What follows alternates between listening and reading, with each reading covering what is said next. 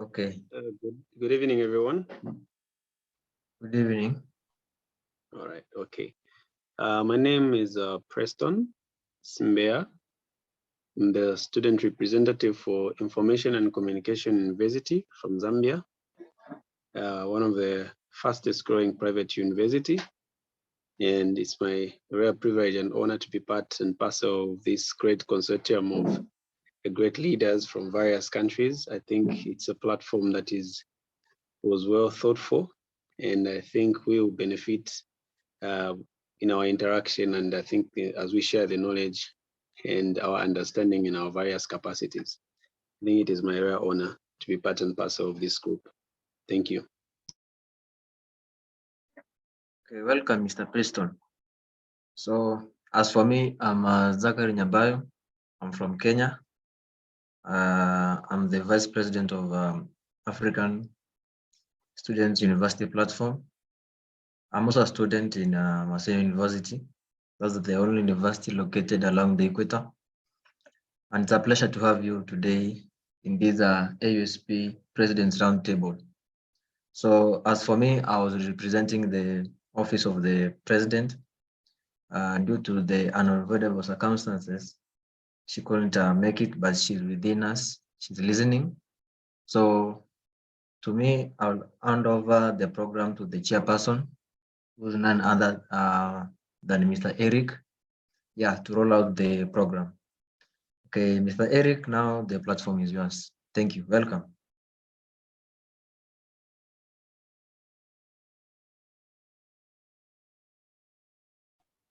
Thank you very much, Zachary, for that wonderful introduction.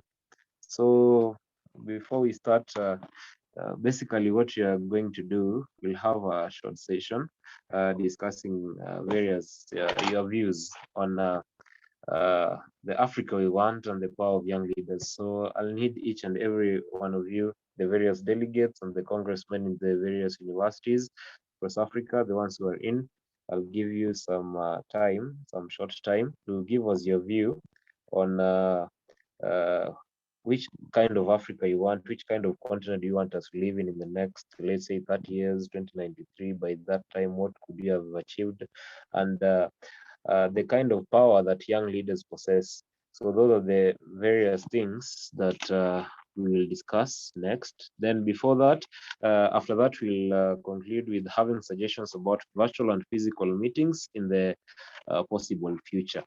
So before starting, I believe that each of you, where this is the first ever APR, that is African Presidents Roundtable, and the various long-term goals that we wish to achieve include having opportunity to better understand the challenges facing the continent, expressing views and thoughts on various concerns and ideas, and probably making solutions that will improve the young people's lives, because I believe that each and every one of us has faced various challenges in their countries. And so some of the major efforts that achieving in your various places include networking and capacity building opportunities for the House members, build bridges between young African leaders in the diaspora and also in our continent, African continent, and even those in abroad. Then we also would like to hold events where young leaders from around the world brainstorm ideas for federal and global development, providing opportunities and collaborative partnership. So let us just start. So the basic thing that we are here about is to give you give your views on the African we want. That is the first one. Then in conjunction with that, you also have to give your take on power of young leaders across Africa and even abroad, the diaspora, each and every place that exists. So I'll just start with those that are already in. We are still waiting for others. So let me take this opportunity to give this Jibril. Yeah. I'll give each of you a maximum of 4 minutes, of three and a half minutes, to give us your take on Africa we want. So first, you give us your take on the kind of Africa we want as the leaders, and the power that you young leaders and the others that will come in the future will be able to have and impact the rest. So let me take this opportunity to welcome Jibril from Nigeria. I believe is already in to give us the take on the kind of Africa we want. Jibril, if you're in, please unmute and give us your views.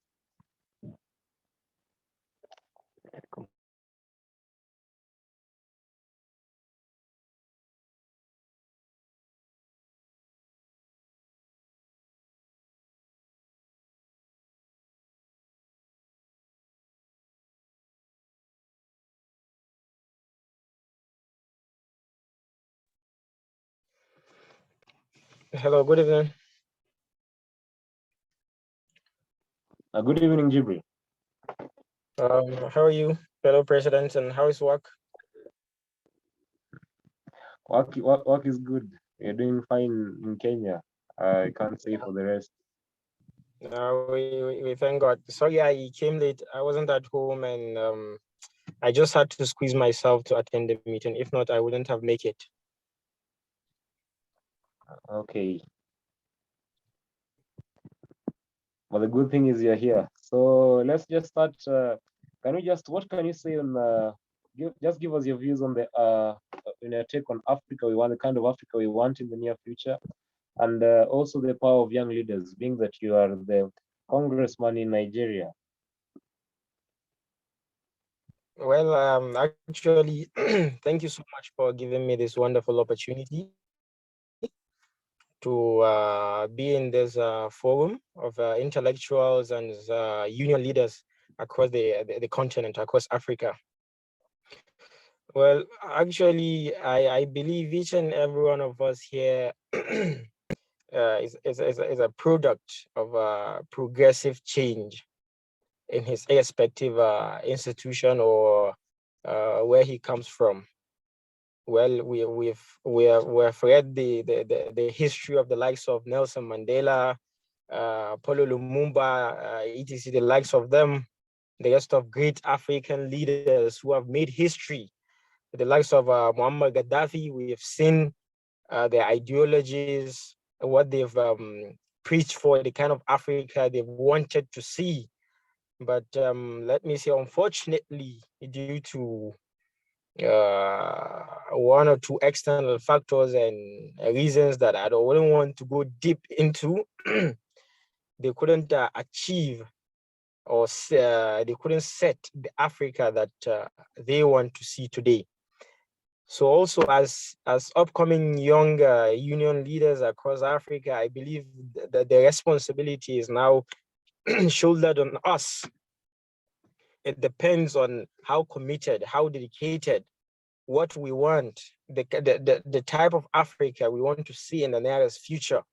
And I believe I don't know for the rest of the African countries, like in your own country, I don't know what you've started doing regarding the inclusion of young intellectual people into politics. You see, like here in Nigeria, there's even a law that has been enacted, which we call it "Not Too Young to Rule, Not Too Young to Run" bill, and which has been passed by the National Assembly. And fortunately, the President of the Federal Republic of Nigeria, President Muhammadu Buhari, has signed. It has become a law. From 25 years old and above, you can contest. So I think in Nigeria here, we've started having that opportunity, that inclusiveness and leadership. I don't know the rest of the African countries, or I don't know your country where you come from, but you see here in Nigeria, we've started something. We cannot just leave the fight for a better Africa to our old old ones, because I have a saying here, a very famous quote in Nigeria by one of our founding father, and he says, and I quote, "The best of organization is a combination of the old and the young. For the old has the maturity and the experience, while the young has the dynamism and radicalism of that youthful exuberance." So I believe me and you, me and the likes of you, can join hands together. I'm very grateful to be part of this platform, seriously, because this is where we're going to share ideas, to share plans on how the future of Africa we want it to look like and we want it to be. And I'm sorry to say, it's not only in talking and holding meetings like this. We need action. We need to see it in action. We need to put it in action, because action speaks louder than voice. We can be having as quite many meetings as we could, as we want, but putting it in action is the most important thing. Please, let's try as possible. Let's try as much as possible and see how we can, even if it is, I don't know, twice or once in a year, let's see, interact with one another, interact with leaders across Africa, hold conferences, see how we can give our own, contribute our own quota to the development and upliftment of Africa. Because seriously, I wouldn't lie to you, we are left behind. Seriously, we are left behind, and the mantle is rests on our shoulders. So we need to wake up and do something seriously. That's my take for now.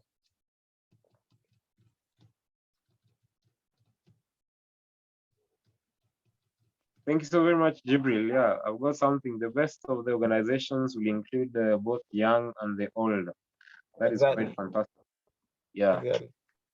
Yeah, that's the kind of Africa I want, and it also covers on the power of young leaders. So I believe that if you incorporate both the power that we have and those who have experience, we can create a very good continent where each and every person, I believe you said something on inclusivity in Nigeria. I believe Yeah. that we'll cover all that. Let me take this opportunity to welcome, this is,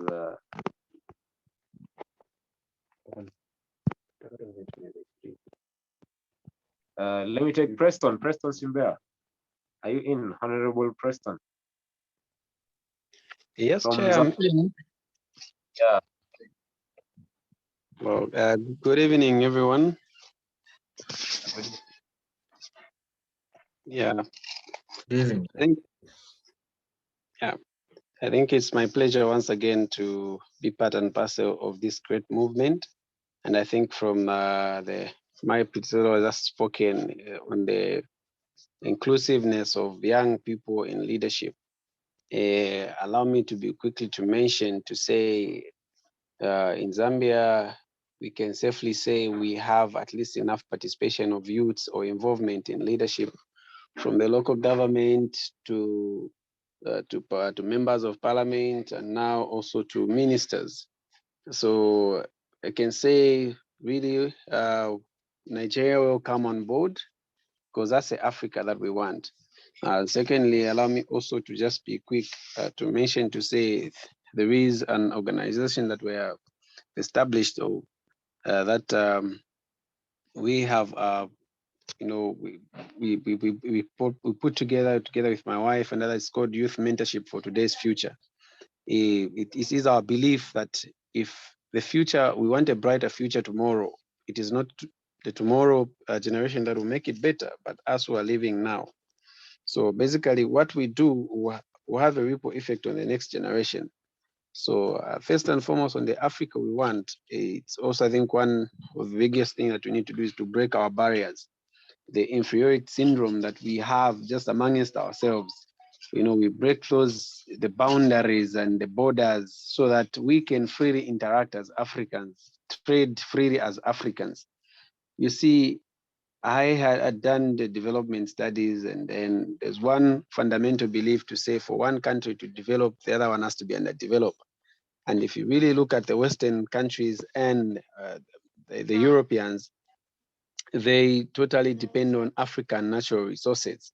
So the question that we need to ask ourselves, because if we go on head-on-head battle to say, I think like we have seen it so far from our predecessors, the leaders that we've had, like the Nyereres, the Mami Gaddafi, who've been fostering for the United States of Africa, and of which I think we've seen so far, it's not a secret, we've seen what is happening. Because whenever that movement or that call is made, the Western countries and the Europeans, they're uncomfortable because they know that where they're going to get the natural resources and everything that they require for them to run their industries.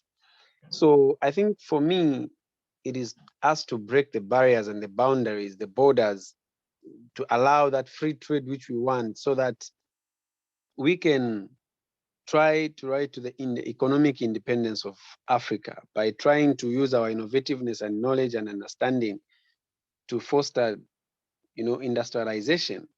So I think it's a call to us youths, to us the younger generation, because the old indeed are slowly going, but the mantle is pressed upon us.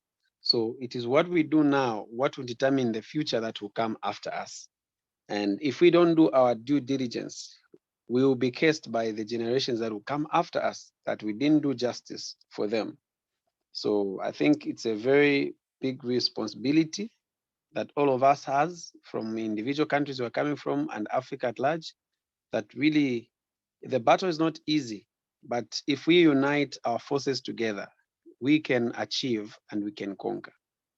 I think that's all I can share for now. I thank you, Chair. Thank you very much, Preston. Yeah. So you said breaking barriers. You need to break the borders so that we can do things like trading easily, fostering industrialization across Africa, which is quite very important. That is fantastic. Let me not waste much time. Let me go to Ludovic Sopa, Honorable Ludovic Sopa. If you're in from,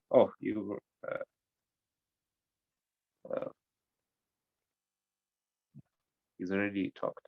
Let me take this Robert Mkandawire. Robert Mkandawire. Thanks so much. Yeah, thank you. From Malawi. Yeah. So what's your take on the African movement and the power of young leaders? Thank you so much. I believe there are so many barriers that youth are experiencing in Africa.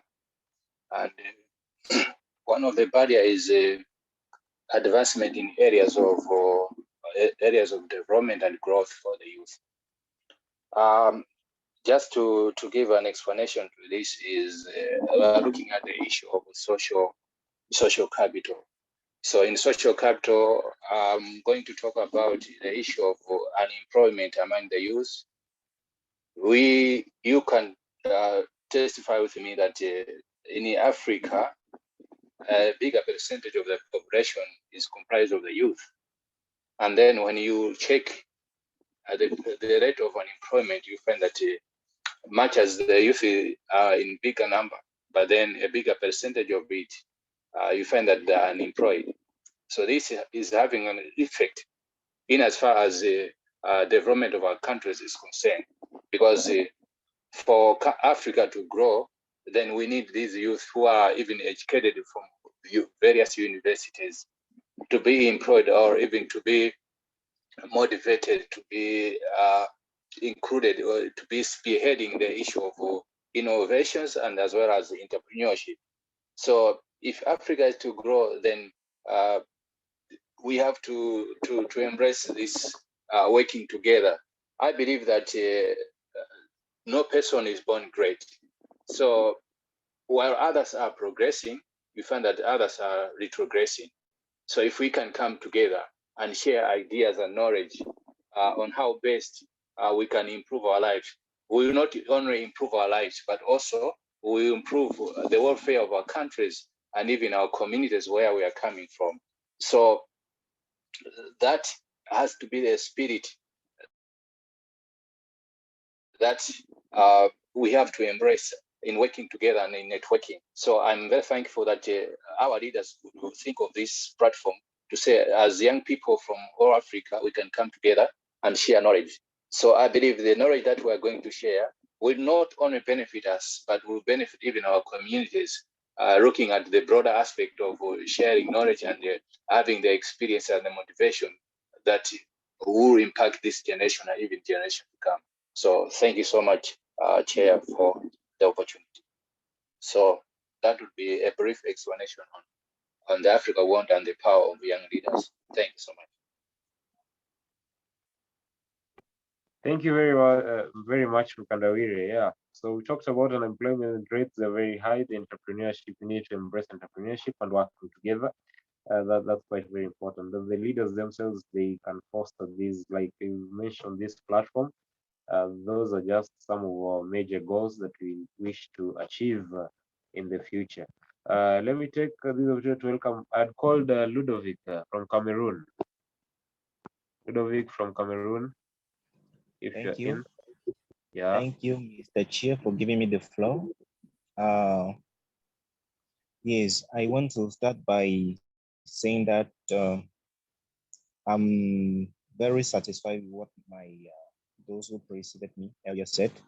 And to add on what they already said, I will say that I think one of the most urgent work to be done among the African youth is awakening conscience, because I think the most difficult barrier to to break now is that conscience part, because most African youth, they are not really committed in whatsoever. Generally, they are not committed in politics generally, as our colleague from Nigeria earlier said. They are not willing to involve in um, decision making, in fact. And I think the most difficult thing, as I was saying, is to work on that conscientization part, because African youth need to really be awakened, and they need to know that everything is possible. And I'm pretty sure that once that part is done, the rest can follow. Because if I take the case of what it is happening in this West African country, Mali, you know, what the youth are really doing there is a great work.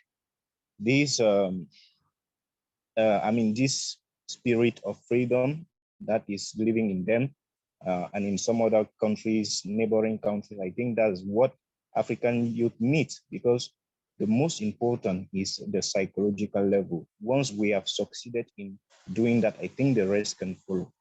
And then the second thing I might add is reforming our educational system.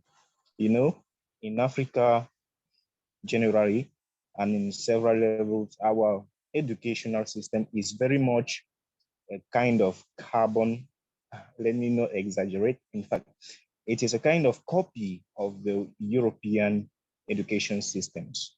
And you know, we in Africa, we have our realities, and we have to educate our youth accordingly, basing on our realities. We cannot be functioning in the 21st century with an educational system that was brought by foreigners. It won't work. So educational reforming is very, very important. Be it, and I think it should be, a means to promote our culture, promote our own way of living, our own way of doing things. And that, you know, the cultural aspect of every society is very important. So by reforming our educational system, we should take all those things into account. And that's it why we start from the basic level by inculcating the African value to the young Africans, so that while growing, they should already have that spirit of being really committed to what would be profitable and benefitable for Africa. So that said, I think in the course our interactions, we might have other ideas, but if I was to say something now, that's what I will say. So thank you for giving me the floor once more. Thank you very much, Ludovic. Those were some wise answers there. So one of the things you say there is awakening conscience, and we need to we need to have the educational reforms, because as according to what you said, we are basically dependent on the ones that were brought by from the western part of the world. And also we need to inculcate the young, we need to inculcate values and accept our own if we are to grow. So I believe that you leaders here, we can do something about that. Let me take again to welcome Lagami Gumane from Gambia. Lagami Gumane from Gambia. So your take on the Africa we want and the power that you young leaders you have and how you can change them. So Lagami, we are in, just unmute and give us your views. Thank you very much, Chairperson. Greetings to each and every one of you. Please confirm in the comment section if you are getting me clearly. And apologies if you also struggling to hear me. I'm struggling with sore throat, but I would actually manage to go through this. I'm sure previous speakers have shed lights on very important points that we need to elaborate on, especially the recent former speaker that spoke about the educational system. I share that opinion that when it comes to what African we want, first we need to design the educational system we want, and then we also from there we design the political structures we want. Because whether we accept that or not, um, we are living on ideas and beliefs of foreign people. Or when I say foreign people, I don't mean people that lived outside Africa. I mean people that do not exist anymore. Because most of those philosophies have been tested and worked for other part of people with different cultures and different way of thinking, and pasted into Africa or a part of the country or a part of the globe that has different forms of thinking as well. So I feel if we want to advance as a continent, we need to make sure that we design our own systems, ranging from educational system, political system, to even military services and diplomacy as well. Because you come to realize that even when we go to the diplomatic world, if you are doing the typical African conduct with in ancient society, we are regarded as something very lucrative or very advanced. Now, because for the simple fact that it's from Africa, it's most of the time or often not regarded as something diplomatic because it's not conforming to the typical Western diplomacy. I feel that those are, among other issues, are retarding our belief. So, as I said, most of the points have been raised. I want to place emphasis on just systematic change. But of course, systematic change or system change cannot be advanced if we do not also um, create the mindset create a better mindset of people that reside in Africa. That is where patriotism, when I say patriotism here, I mean continental patriotism, comes into play. People must be ready to make sure that they advance one agenda that is promoting the collectiveness, or should I say the spirit of Africanism or the Pan-African spirit, and making sure we sell to the society or we sell to the globe that the African agenda is actually one that we know what for. Because in the global market or in the global space, you need to have something on the table for you to be, for your voices to be regarded as important. So we need to make sure that once we redefined our educational system, redefine our political system and diplomacy, and we have our own culture and people that think and put Africa first, then we would make sure we would have a direction that we move at. It is only at such time that we would have something on the table to discuss. But other than that, now the only thing that we would be we or the young politicians should be running after is the monies and issues related to that, because that is all we have to run after because of abject poverty. Uh, if those stuff are not really addressed, then our development would be there, but would be moving at a very slow pace.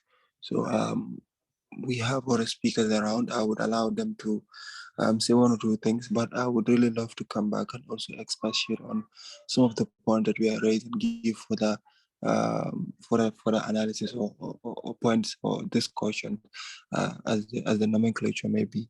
But before handing it over, I want to also comment on the one of the speakers that spoke about the young politicians, people getting involved. I feel it's in two dimensions. One is to get involved, and two is to positively get involved, because we've seen across the globe where politicians of ill intentions use the youngsters in making sure or in propagating their ill intentions. So we need to make sure that if the patriotism is not in us, no matter the age or gender, the development is not progressive. So I feel it must start with the concept, the mindset first, because that is where everything starts actually. So thank you very much for the platform.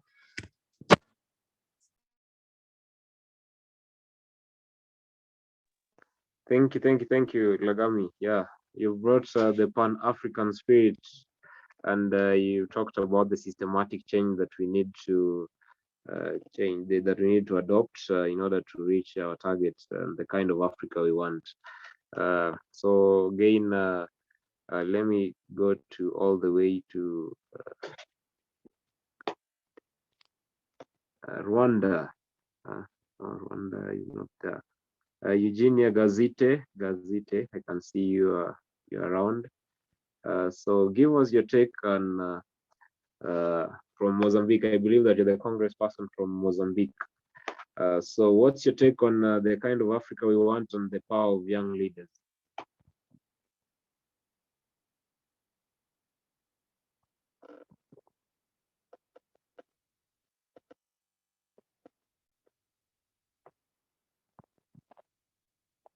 Gazite, if you're in, just mute and unmute and give us your views.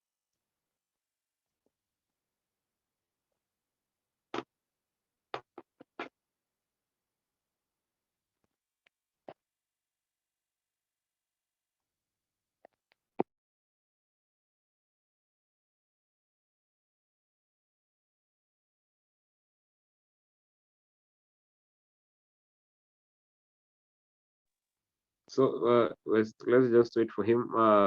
Let's go to South Sudan. Biar Ayak Jack, yeah, if I will pronounce it correctly.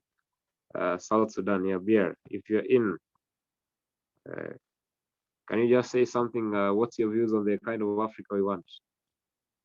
As we wait for Gazite from Mozambique. Hello, everyone. I hope you're hearing me. Yeah, we're getting you quite well. Hello? Yeah, we are getting you. You can just proceed. I don't know whether I'm being heard. You're being heard. Okay. Sorry, guys. Where I was is not that conducive, but I will try my best so that all of you can hear me clearly.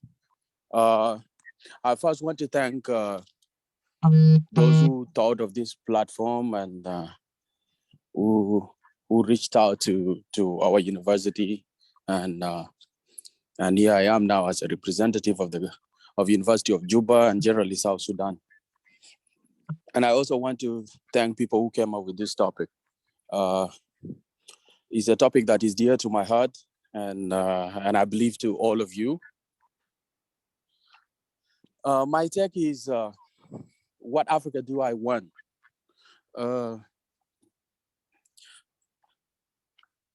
As in my personal opinion, or what I think, I want an Africa that is devoid of inferiority complex. What do I mean by inferiority complex? An Africa where we do not feel like we are daughters and sons of lesser gods in comparison to other people.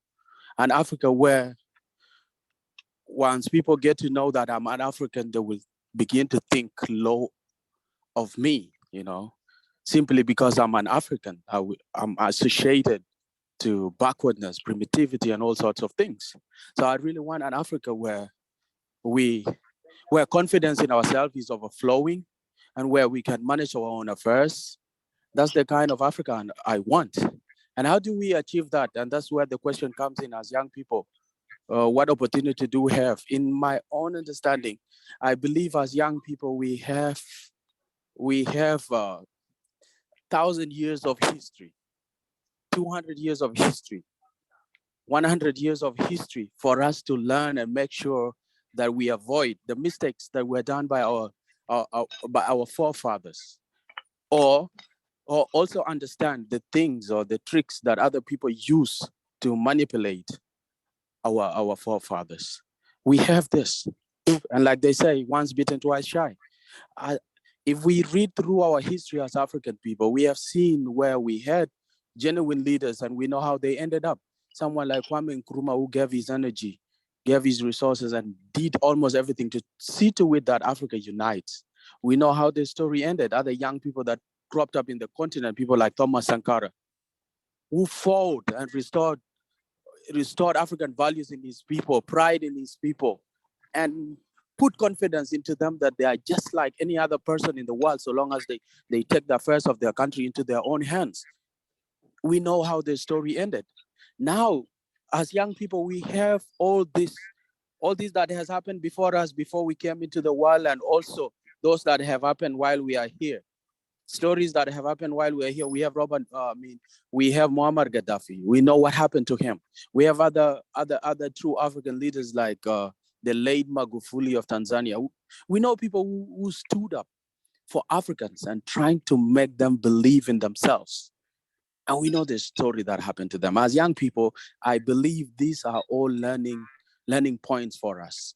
So that we regroup and we avoid the mistakes that were done, and we avoid everything that can weaken our position.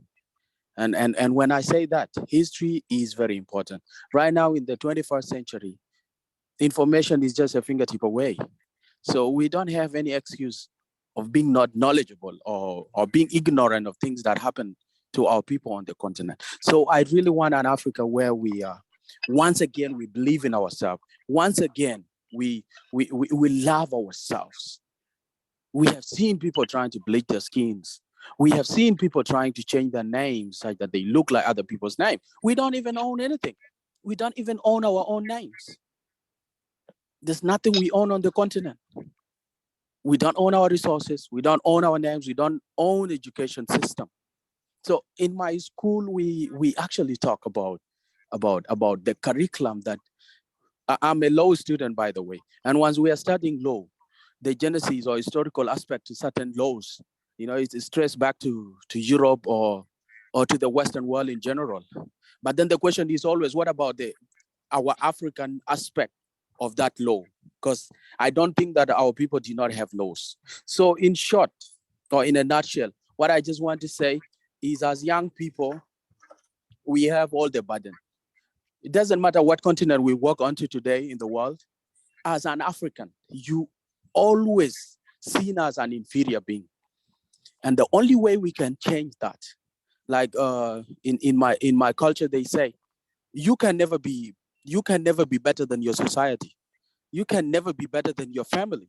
It doesn't matter what achievements you have got as an individual. So long as your family, in your village, people are suffering. I mean, your immediate family, people are suffering. They will see you in that light. They will not see you in your individual achievements. So what I mean by that is that it doesn't matter what we achieve as young people individually, but if our continent is still ravaged with disease, is still ravaged with primitivity, is still ravaged with all they will see us in that light. So we have to make sure we learn from history. Let's use history to teach us. And then that is when we can be in a better position to really move this continent where it deserves, to really move these people to reach their potential. Thank you so much. I had so much to share, but because of the interest of time and also to allow other leaders to chip in, I will end here. Thank you so much. Thank you so much. Thank you, Mr. Bia from South Sudan. Yeah, that is quite awesome. Yeah, we need to be devoid of inferiority complex in Africa.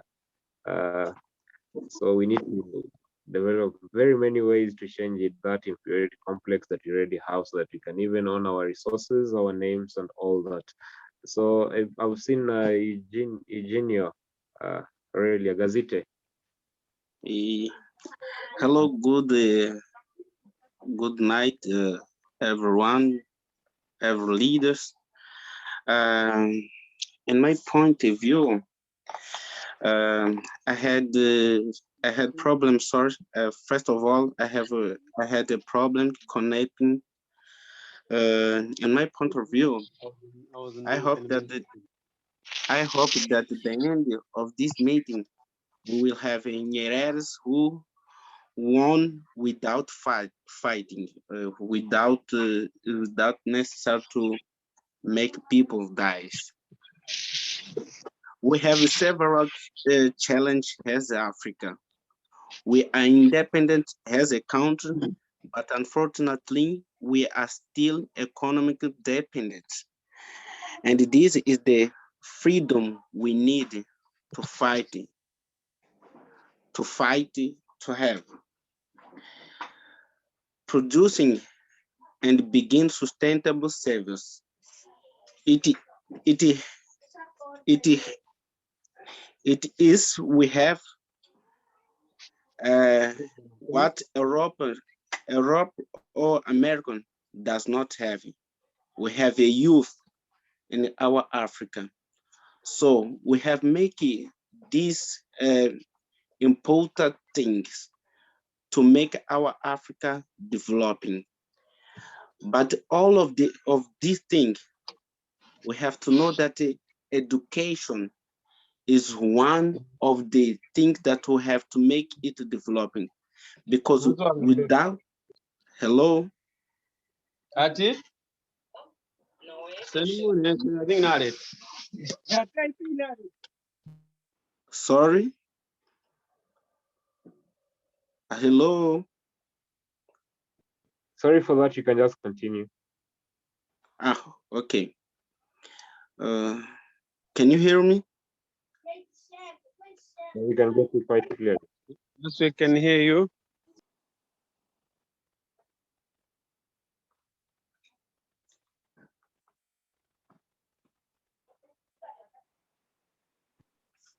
You can just continue. You're getting it.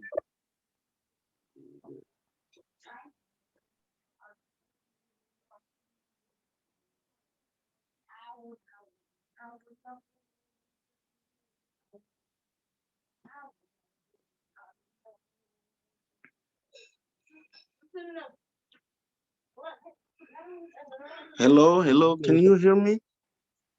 Yeah, we can get you quite clearly. Ah, okay. Okay, I think that I think education is the key of everything. For the better is developing our Africa. I think it's all, I have it difficult to connect with you. My internet is not good. I don't know what's happening now.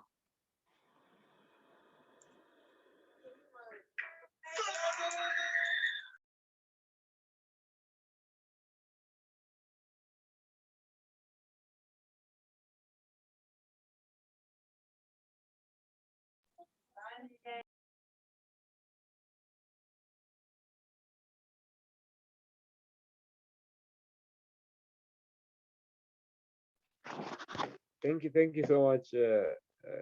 Can see we've muted Virginia. I'm seeing we have Technocage 6.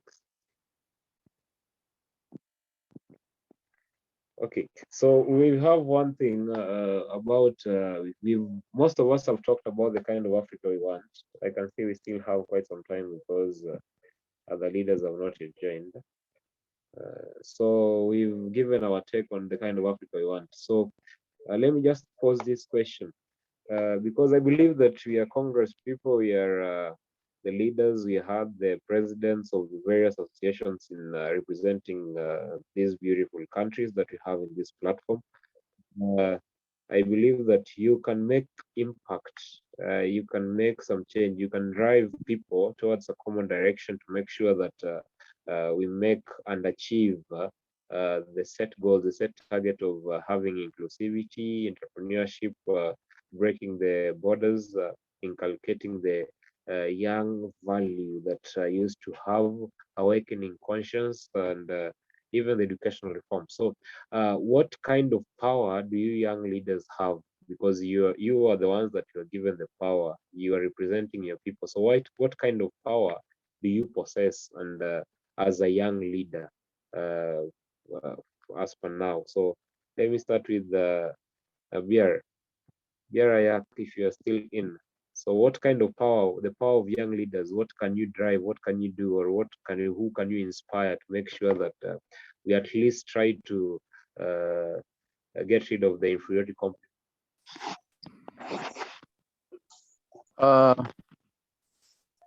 Thank you, the host.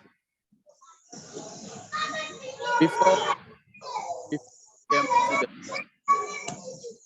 at the University of Juba, when I joined, I could see like at the University of Juba, we could be celebrating the Indian Constitutional Day. Like the Indian embassy will just come in and bring money and just get a hall, provide drinks and other beverages and bring people. People talk about the Indian Constitution Day. Americans will come and also talk about the American Constitutional Day. But now when I came in, as an individual and in my capacity, I rejected those and I said it is time we first prioritize the days on the continent. We need to be celebrating our days first before we can go for other days. What I was trying to do is that I was trying to refocus the minds of our students to now look within, instead of always being shown this picture of what comes outside Africa is what is important, you know. And even as we speak right now, we are working hand in hand with the African Union office in South Sudan to try to celebrate the Africa Day that happens every 25th of May. It's something that has never been celebrated, but we are working hand in hand now at the University of Juba student leadership with African Union office to try to celebrate Africa Day, you know. And once in such platforms, a student get opportunity now to focus more within themselves, more on Africa, you know. And they try that these are platforms where now we try to talk about what happens, what is affecting Africa, what do we need to do, you know. And history is key, ladies and gentlemen. I don't know whether there's a lady, but history is key. You know, without knowledge of your history, anyone can tell you what you are and you will accept it. You will never appreciate your worth if you do not know your history. Anyone will tell you anything. The same way the world regards us as the most primitive people, yet they don't know that we are the people who introduced civilization to the entire world. We are the people who built the pyramids. You know, we can't possibly be the most dumb people on earth. But because of lack of history, we don't know. You know, you will find it so hard to convince someone that you are not backward. Your ancestors introduced civilization to the world. So one thing I do, I try to tailor programs in which I get panelists that are well versed with our history to try to show the students our greatness. Because every human being, you need something to ride on. You need something to give you confidence. And we look around ourselves, all we see is poverty, all we see is war, all we see is sickness, all we see is all these negative things, and we don't get inspired. So if we move past all this and go back into history, dig deep into history and earth, the great achievement our people did, our artifacts that are filling all the museums in Europe, you know, that would, you get to understand, okay, we are not that worthless, you know. We are not like these backward people that they describe. And there is a way it will fire you up. You begin to have a confidence in yourself more. You begin to try even to dig deeper to convince yourself that you are not worthless like the world says. So in a nutshell, what I try to do is to draw the attention of our students to those historical victories of our people on the continent, regardless, it doesn't matter where. An achievement of people like Thomas Sankara, what he did in a record time, in 3 years, what he did speaks for itself, and it gives us confidence that if he could do that with the little resources he had, with little education, but just being fired up by the suffering of his people, and he did what he did. These are some of success stories that can fire us up, that can give us confidence, that can push us to even achieve more. And stories like Muammar Gaddafi, what he did in Libya, where there was no homeless person, where everything was readily available to his citizens. And such stories, once we dwell on them, there's a way they impress our conscience. And once that happens, then it hits you deep. It hits you deep, and once you are hit deep by a story, it changes your life. So in short, it's a battle on the mind. If we get it right on the mind, everything else will fall in place. Everything else will fall in place. Even if we lift borders and interact with ourselves, we are interacting as these inferior beings, and we actually believe it. There is nothing so substantial that can result out of that. So if we change the mind, we change our mindset, and we start to believe we are not this, man, I believe everything else will fall in place. Thank you so much. Thank you so much, Bria. Yeah, that is quite well. I've heard there's the Africa Day that you've never celebrated, and you are making plans on celebrating it together with university on 25th of May. That is quite as one of the initiatives that we can take to make sure that we get to the kind of Africa we want. I've seen that we're having somebody, another president. We have Reverend Bizindavi, yeah, from Burundi. So we were just saying something about the kind of Africa we want and the power of young leaders. What is your take on that, and what can you give us about that? What is your take on some of your views?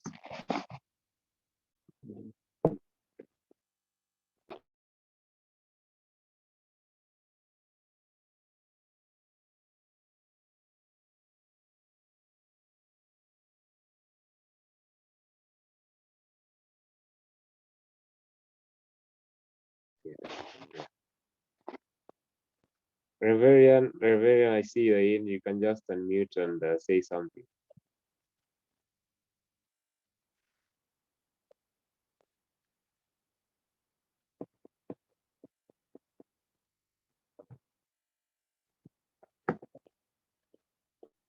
Okay, seems that he's not ready to talk. We have Alfred Mika. Alfred Mika, what can you just tell us about the kind of Africa we want? So you're joining from Sierra Leone. So just give us the views on the kind of Africa we want and the power of young leaders. Okay, thank you very much, young leaders across Africa. I am very much pleased to join you for this particular meeting.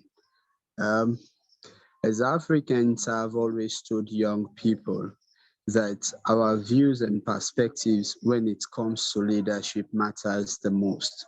And it is in that we can contribute towards the growth of our society and Africa at large. But as a young leader within my society at present, I am presiding over an institution as a student leader that is the oldest within the sub-Saharan Africa. After the fall of Timbuktu, we all know that civilization started in Africa. And after the fall of Timbuktu, which served to be the first university, we only have Frobe College, if you check history, which was founded in 1827 as the oldest in the sub-Saharan Africa. It was after Frobe College that we had Achimota, that is in Ghana. But quite unfortunately today, when you visit this university, which serves as the bedrock of society, which in the past has produced eminent personalities that are all over the world today. Cut across Africa, you go, you get people that have gone through this university.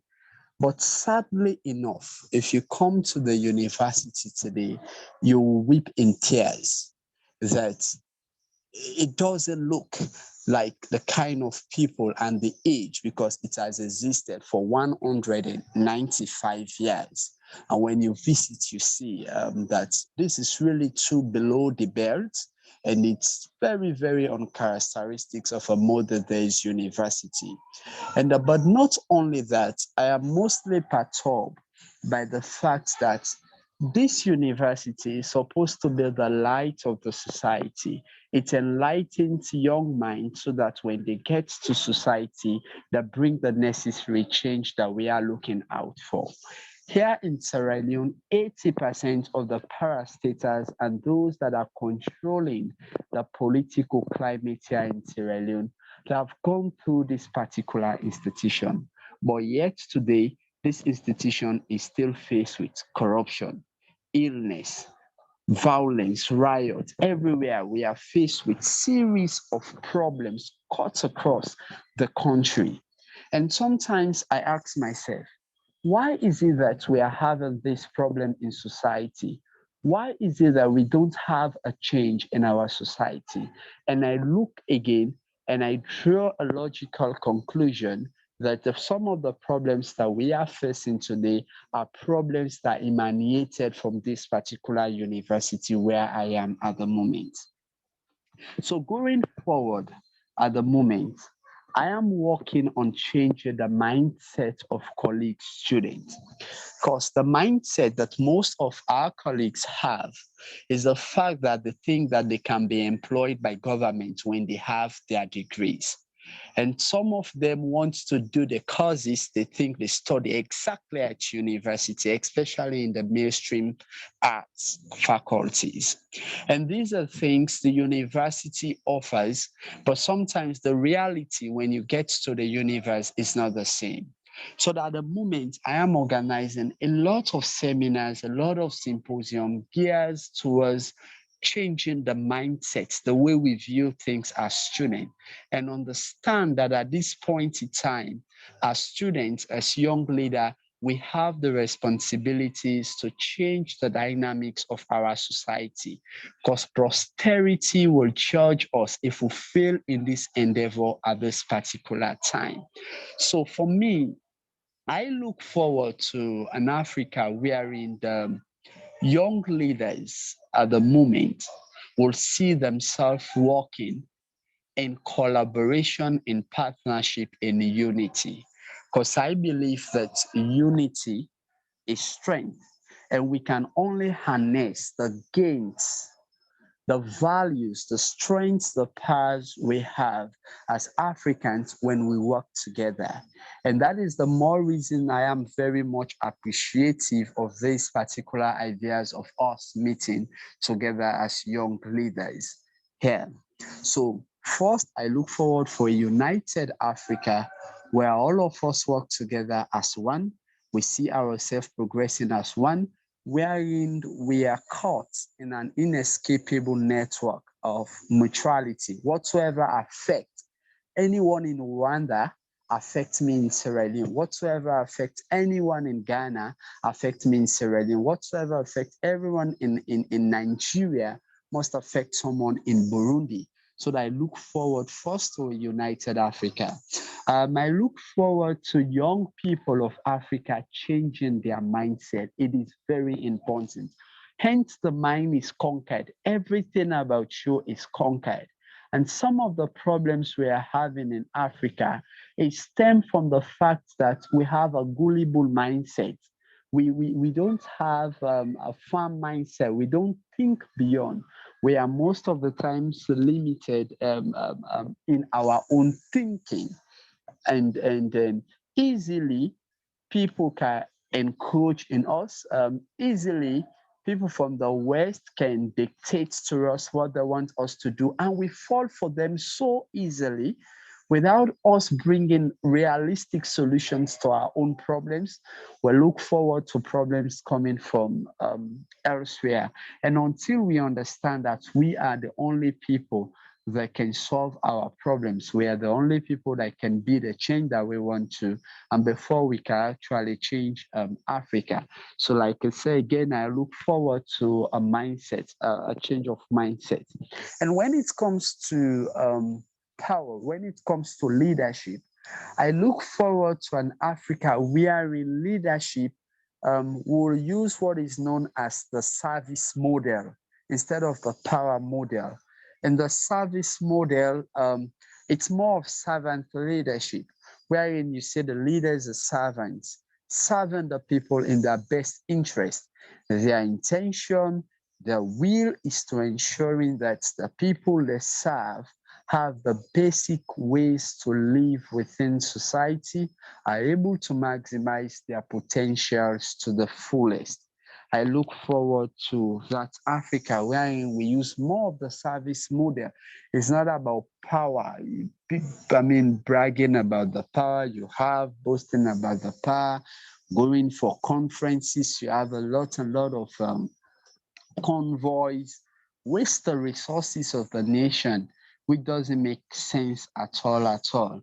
So if we change our mindset, the focus a bit to service, knowing that when you are elected as a student union leader in Burundi University, you own a moral obligation, a fiduciary duty to the students you serve there, and it's about service, not about any other thing. So that I look forward to that. And when you put into context some of these things that I am measuring here, you see that we can be able to build a united Africa, well-developed Africa, a more cohesive one. Of course, we have leaders that have demonstrated this or are demonstrating this. You now go to Rwanda, you see the exponential progress they have made because the focus and the mindset of the leader seems to be different compared to other areas in the world. You go to Mauritania, you go to Botswana, you see, I mean, there is some kind of progress going on in those countries. So for me, I think in brief, I think these are the kind of mindset that we should have going forward. And there is a beautiful story I read way back about the history of cacao in Ghana. I mean, one of the areas where Ghana basically got their GDP from is that of cacao. And it came about as a result of one man's thinking, Tete Kwashe, who visited Fanado Pole and returned, knowing very well that if I return with this seed of cacao, I can cultivate it and have more. And today you go to Ghana, you see how the citizens there are living on that, based on the thinking of a single man, based on the thinking of the mindset of a single individual. So that on the whole, I just think that as African leaders, we look forward to having a united Africa. We change our mindset, and our mode in terms of leadership should be that of service instead of any other one. Thank you very much. Yeah, please, thank you.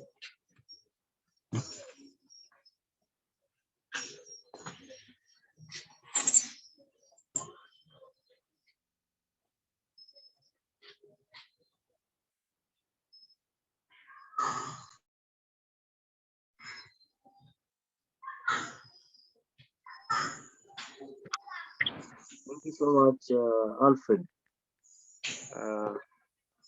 Is Lagami still in? Lagami Gumane.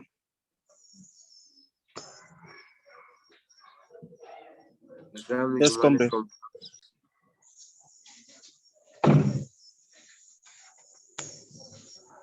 Yes, I am still in.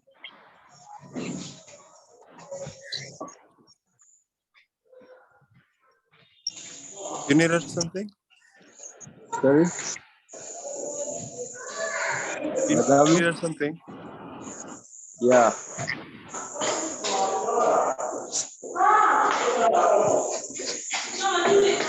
So let me hear. Or you wanted my contribution on the matter at hand? Just so. Somebody say cancel me. Say that again.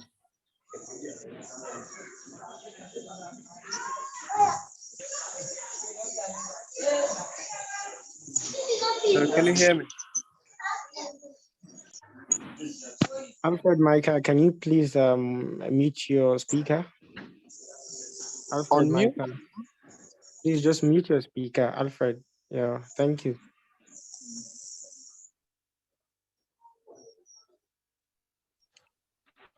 Yes, Chairperson, come again. I missed the requirement you are having of me.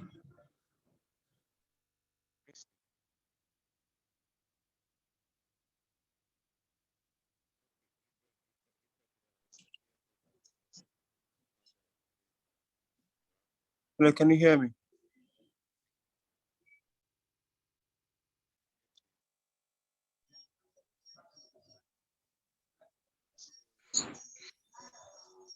Yeah, we can hear you, Eric. Eric, you're not saying anything.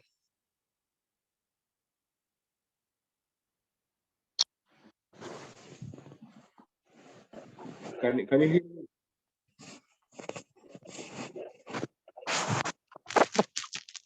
Can I be heard?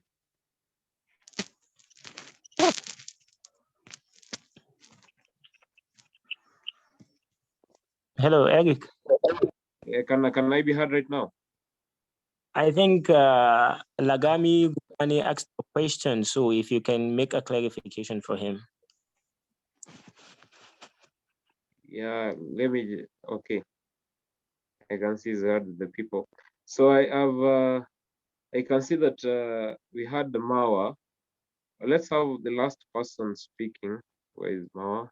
Reverend Bizindavi has just sent something. Is taking a trip and has internet difficulties, and so his take on the kind of Africa we want was he say that as a leader which we identify in our country and in Africa, unfortunately, we have a financial dependence, that is an economic dependence on our education as it is of low quality. As leaders in our country, we have fought for the quality of education as we believe that this is the key to our economic freedom.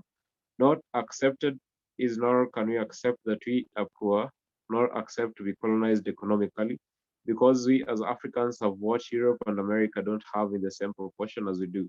It's youth and land. We need to use that as our term to reverse the history, show the world that Africa is not just cradle of humanity, and it is the cradle, but is the cradle of wealth.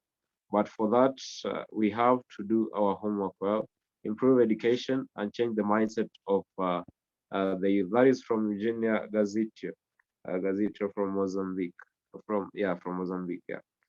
So I believe that is quite well conversant with that. We have what Europe and America don't have, and that is youth and the vast land that we possess. Yeah, I think everybody has spoken. Yeah, I think that everybody has spoken. So with that, let me take this opportunity to go to quickly for around 2 minutes on the next thing in business. We are supposed to have suggestions, supposed to give me suggestions about the virtual and the physical African Presidents Roundtable meeting. So can they be virtual or physical? And if possible, you set the dates, the times, and the months that we ought to carry and conduct the various sessions that we'll be having. So we're supposed to come up with the dates and the times so that we have the virtual and physical meetings as much as often. And we encourage the rest of the presidents that were sent the emails to make sure that they at least join and also give us the their take, and so that we can move as a block. So before we conclude, just anybody to give us his or her suggestion about the virtual and the physical meetings.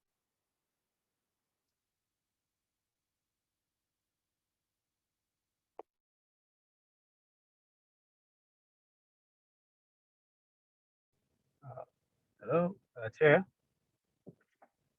Yeah, Preston. Yeah, you can continue. Okay.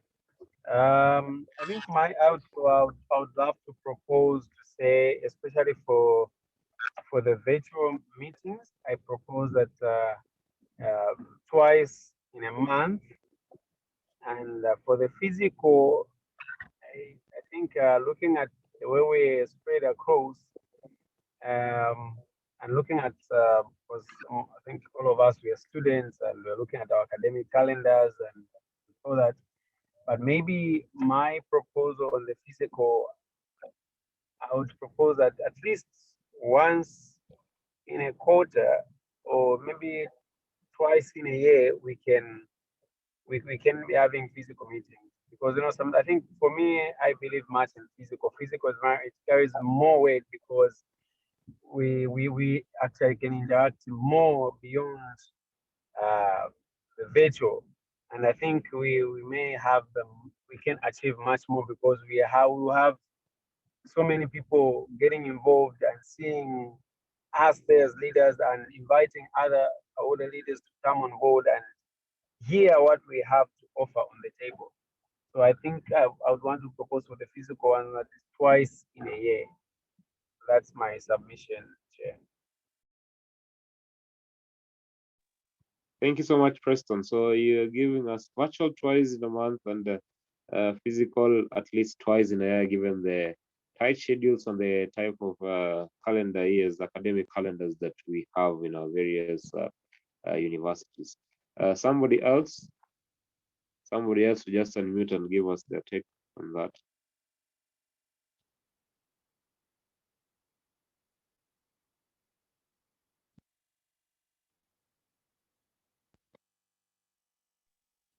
Yes, well, can I be heard? Yeah, you can be heard. Okay.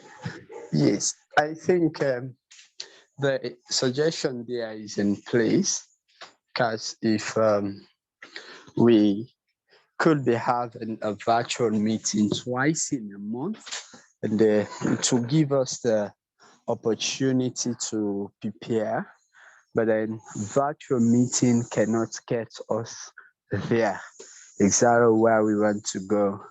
So also us having a physical meeting, depending on where, depending on the time. Two is not bad, but it's contingent on the time and it's contingent on the on where.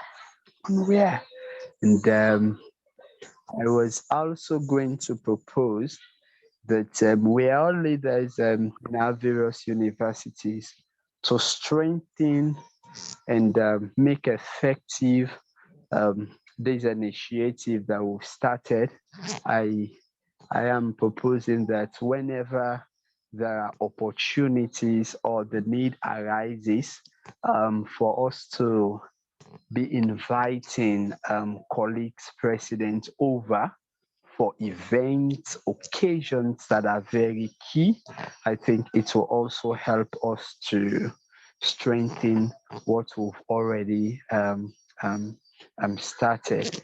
Say, for instance, if there is my brother at Ahmadu Bello University in Nigeria is having a program, or they have a youth seminar or something, and then he can invite over. And if I have my program, seminar, whatsoever, I can equally invite my brother from Legon University, just something like that, so that we strengthen the ties and the unity that we preaching be seen clearly.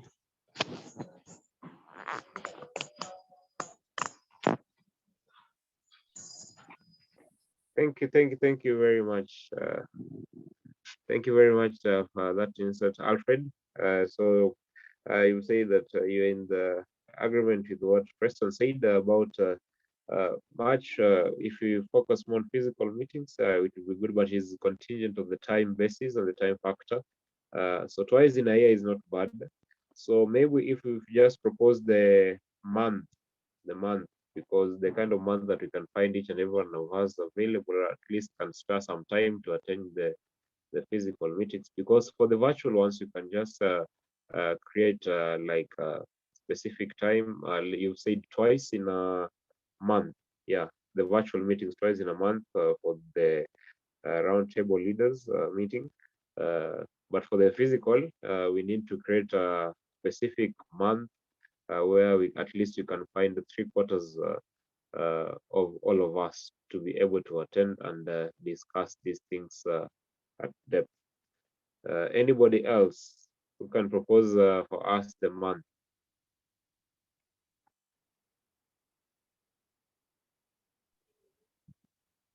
Hello, can I come in? Yeah, you can. Now you're getting your Jibril. Okay. Well, actually, Alfred and Preston, they've both made wonderful contributions. It's not bad for the visual meeting to be twice in a month. Yeah, it's a good one. But so also like what Alfred said, the virtual meeting is not cannot be enough. Well, he also proposed twice having a physical meeting twice in a year, which is not bad. What in line with what Preston suggested is a very good one, twice in a year.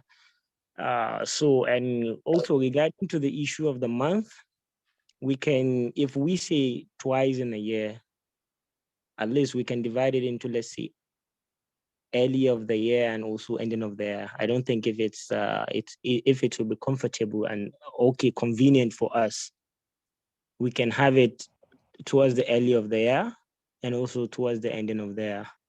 I think then we can pick a favorable months at the ending and also at the early of the year. I think this one will be kind of better if one knows he's having this physical meeting early of the year and also ending of the year. This will give one opportunity to prepare very well and also put things in place irrespective of one's schedule and academic calendar. I think this is my own take for now. Thank you.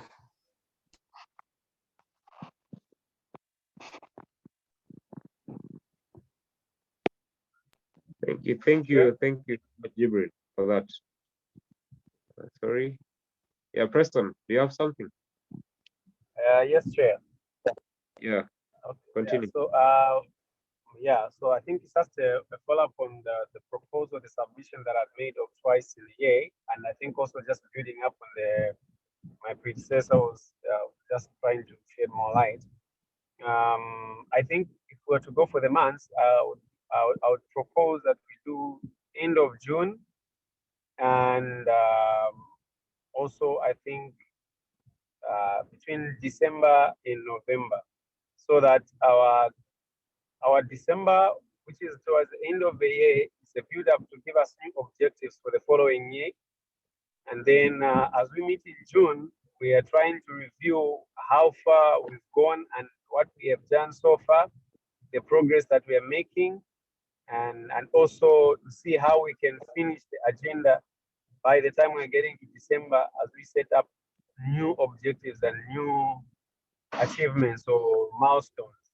So I think I would propose that we do June, end of June, and I don't know. I know December is a little bit maybe tricky because of Christmas and but I don't know how best we can try and squeeze in between.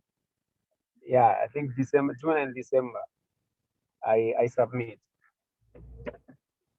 Okay, I'm getting you quite clearly. So the 2 months that I guess the rest they have not unmuted.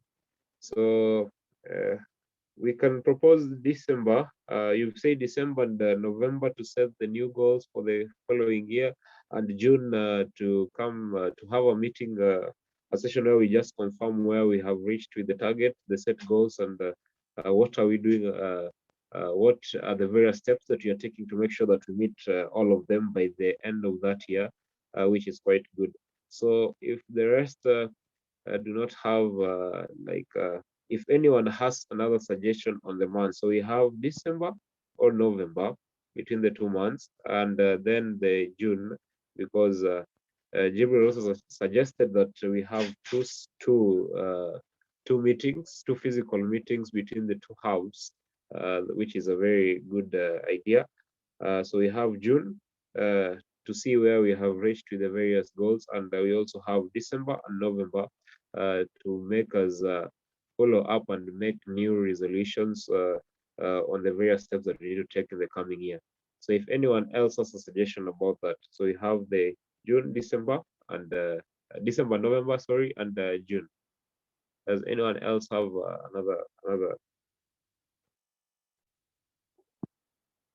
another idea or another?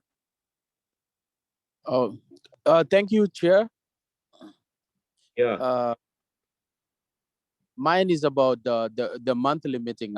I don't know whether I heard it right, that we shall be having 2 virtual meetings every month. Is that right? Yeah, it's a suggestion about having virtual meetings and physical. So the virtual was supposed to be twice in a month. Then the physical, the members have suggested that we have at least 2 in a year, and that is December, November, and the other one to be in June. Oh, okay. May I have a suggestion that the virtual meeting, at least let's make it once a month. Okay. If there is any need to have any urgent meeting, then that can be scheduled. But at least let's be meeting once a month. And if there is a need for any urgent meeting in any month, then yeah, that can be communicated. And the physical meeting, I totally agree with the last speaker. Is it Preston? I believe it's Preston. It gives us a space to evaluate the goals we have set for ourselves. However, depending on the timing of each person, like especially since we are all students, there are some things that are really beyond us. The meeting could be scheduled in a month or on a day when you're having exams, Yeah. So fixing a month, I would see like it's a little bit tricky. But when it comes to like giving ourselves to evaluate and setting the goals, and also 6 months to evaluation, and again 6 months to setting new goals, is really brilliant. It's really brilliant. But it's just fixing a month is where I was a little bit skeptical, considering our various timetables. Thank you. Eric, or should I say comrade, Mr. President or Chairperson, allow me to align myself with the suggestion of President Bia. I'm not sure that is the correct pronunciation. I feel it's very necessary that we consider the busy schedule of most of us here because of academic and also other administrative functions that may arise. So I would really suggest that we have a stipulated 1 month meeting, and then as he suggested, if there is a need to have an extra ordinary meeting, then we can schedule for that at the convenience of most people. Then we can have that. So my take on the annual meeting as well, I think it also depends on our need to meet. If we are able to answer the question, why are we meeting? Is it for us to go back to the drawing boards and making sure that we, or generally just a congress, I feel we can have it once in a year. What would make it very meaningful and impactful is how long we stay for that particular congress, if I should call it that way. I'm not sure it's the frequency as per the number of times we have it in a year. But if we can have it once, let's say for example in December, and then we're able to have it for 4 or 5 days, we would be able to make sure that we cover a lot and better prepare for the following year that may come. This suggestion is made in with considerations to with financial constraint that may come with it, and also as well as availability of most members as far as the AUSP presidency roundtable is concerned. That is my take as far as this entire discussion is concerned. Okay, that is quite good. The financial constraints, the timing, the timetables. So I believe what we can do, because even we are not full house yet, because I believe we are supposed to have 20, but according to my list, I only had 10 of the members attending, 10 of the presidents that were invited attending. So I believe that if we schedule, or if we just talk, let's say we form a group, then each and everybody gives us, so there are those for having one, for the physical meetings, we have one, at least one in a year. There are those for two, and we are also having the one, the virtual one. There are also those for having the one, and whenever there's a urgent need to have or to discuss something, I believe that we can share it in the group. So I believe that if we form a group and we try to, let's say, you give us the month that you think you may be free. Let's say, like me, I know that I'll be free in December. Let's say December, November, and around May, I'll be free. So you just give us the months that you have, so that we try and synchronize and see that which time can we find most members are available, and also if they're in a position to attend those meetings, because you cannot just impose and try to make some people not attend these meetings. So I believe that if you form a group, we will form a group, and you will share with us the time of the year that you can be free and you are in a position to attend, so that at least we be fair to each and every one of us. So with that, I'd like to conclude. Let me not just take this time. Let me take this time to welcome each and every one of you in the President's Roundtable Africa. And this was brought to you by the African University students. We give them a very big thanks on that. So with that, the ones who attended, I'd like to say thank you very much, because you took it to your very best, and I've had very many good views on the kind of Africa we want. Pan-Africanism, we have systematic change, awakening conscience, entrepreneurship things.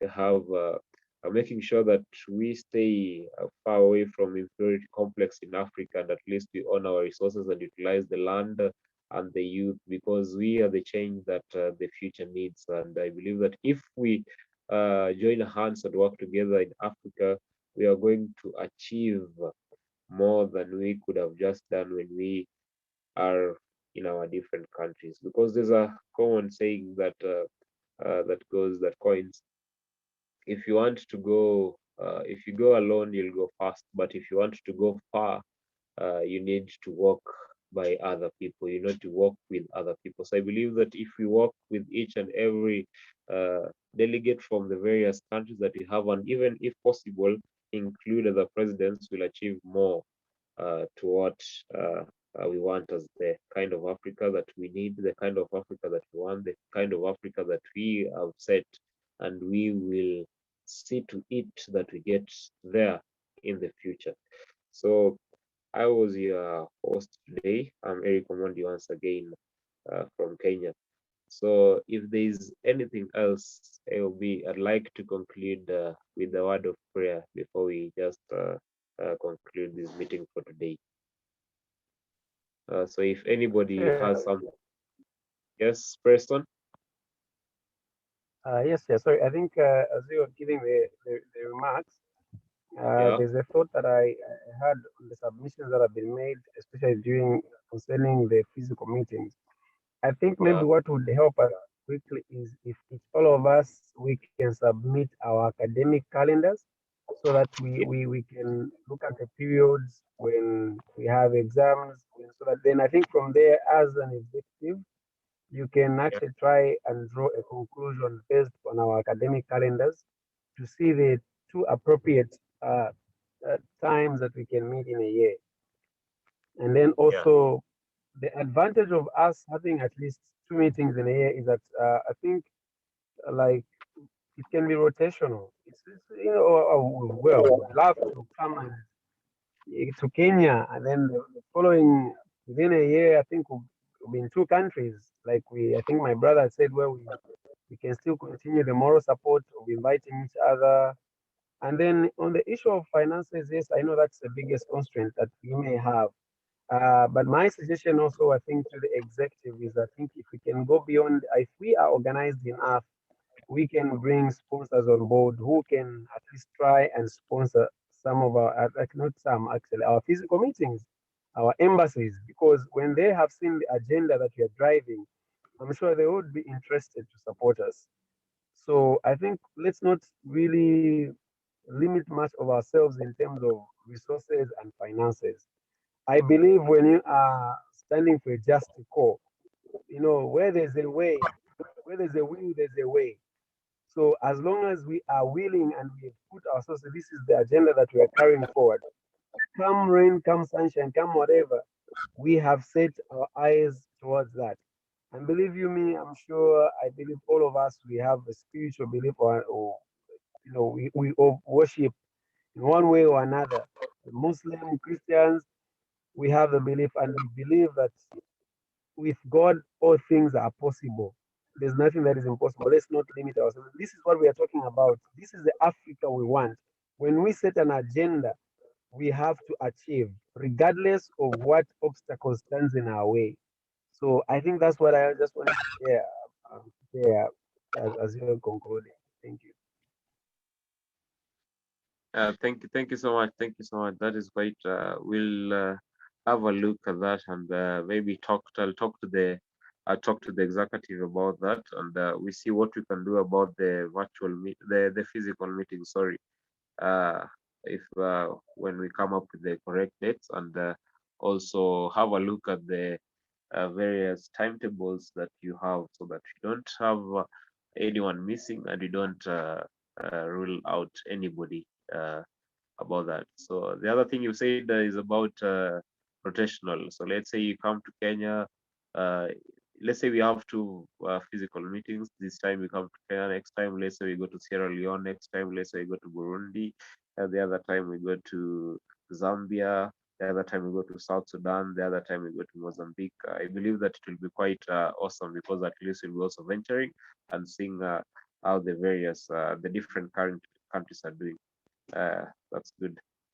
So for now, we'll just end the meeting, and in house we can discuss in depth about these matters. So let me just say a small word of prayer before we. I haven't introduced the president. I've seen she's in. Yeah. You haven't introduced the president. I've seen she's in. Yeah. Madam Godfrey. Yeah. I'm not seeing her, so I already talked to her, and she said that she will introduce herself in the next meeting. This one was just for us, so she was just there as an observer. Yeah. So let me just pray, and we conclude the meeting. Thank you, Father, for giving us this opportunity to discuss our views and the various steps that we need to take as Africa to remove some of the various challenges that we have, to provide insights and provide possible solutions. I believe that you are going to be with us in every step of the way, and make sure that each and every one of us has the strength to continue and make this platform a prosperous one. Thank you for each and every member of this group, each and every member that was invited and was able to attend. Continue blessing them and be with them in their very, and it is in Jesus' name we do pray and believe. Amen. So with that, we'll just conclude. So you can log off at your own interest. Thank you all.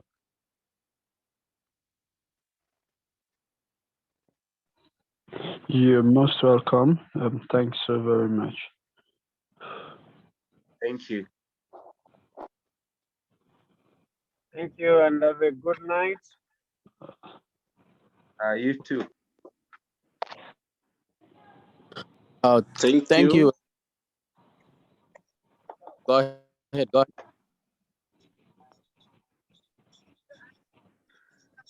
Thank you, Okay. and may God bless you. Amen. And I think I have to go back now for reading, man. I have exam coming up. Same here. Same here. Yeah. You guys have a good time. You too. Enjoy in Kenya. Yeah, you I'm not come in visit. Kenya. Oh, I charge the host. Oh, the host. Okay. All right. You guys take care. Okay.